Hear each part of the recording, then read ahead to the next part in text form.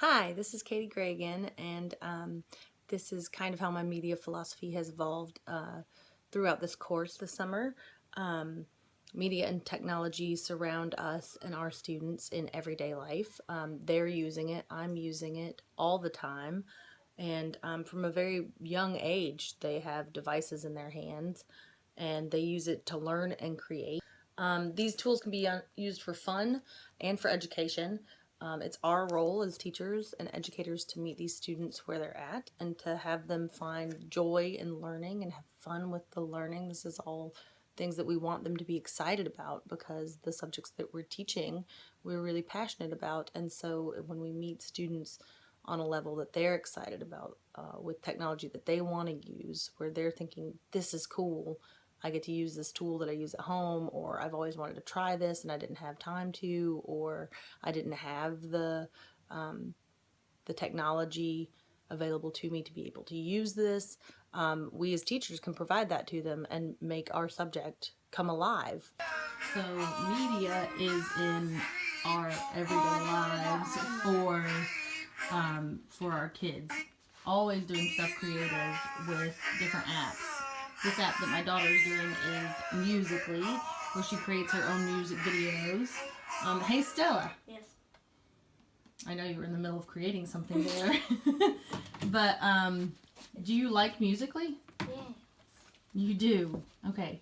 So what do you think are the benefits of you playing Musical.ly? What makes it a good thing to play around with? Well, you can be creative with it, and like there's different things you can do to make it like look like called like transitions. Oh, and yeah. It's really easy to learn. It's really fun to do. It's really easy because it looks to learn. really cool. And it looks really cool. And what grade are you going into? 6. I cannot believe it. And in middle school, would you like it if your teachers used Musical.ly? Yeah. How, finally, because I don't want to take up too much time, my philosophy about how I'm going to use media in my classroom.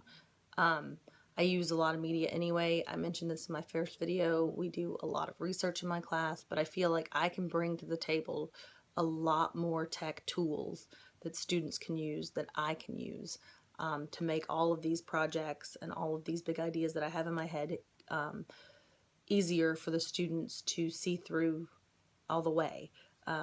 So I'm going to use Google Classroom. I think that's fantastic. It'll put all of my sources in one place. I'm going to make TED Ed lessons, not just show TED Ed videos, which was what I was doing before, but really make the lessons surrounding that, which I'm excited about.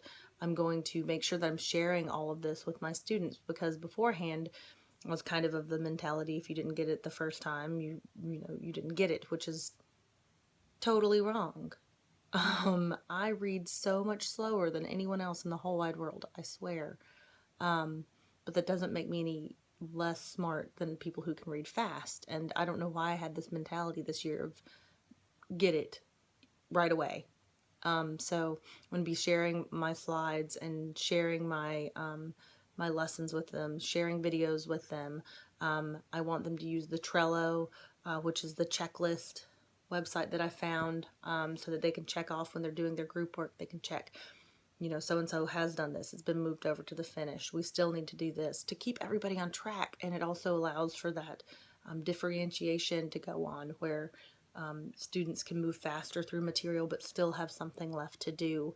I want to do more of that in my classroom, and I want to guide them a little bit better with what tools they're using, have them create and try different tools like Pixton to create storyboards instead of just drawing it out, like using the website Vercelli, where they can enter data and it automatically makes a graph for them. And trust me, I love my students to be artistic and creative too, and they're going to have that paper pencil time. But I think that Jennifer Goodnight said it best in that NPR article, which was more teachers flipping the school day upside down. And she said, it's truly about meeting them where they're at, talking about students, and realizing that the 21st century is different. Being creative has a different meaning. It's not just sitting down and drawing. You know, you can be creative. You can have these creative thoughts and not necessarily be artistic in this day and age. And you can show your work in a different way through that. And I love that about media and technology.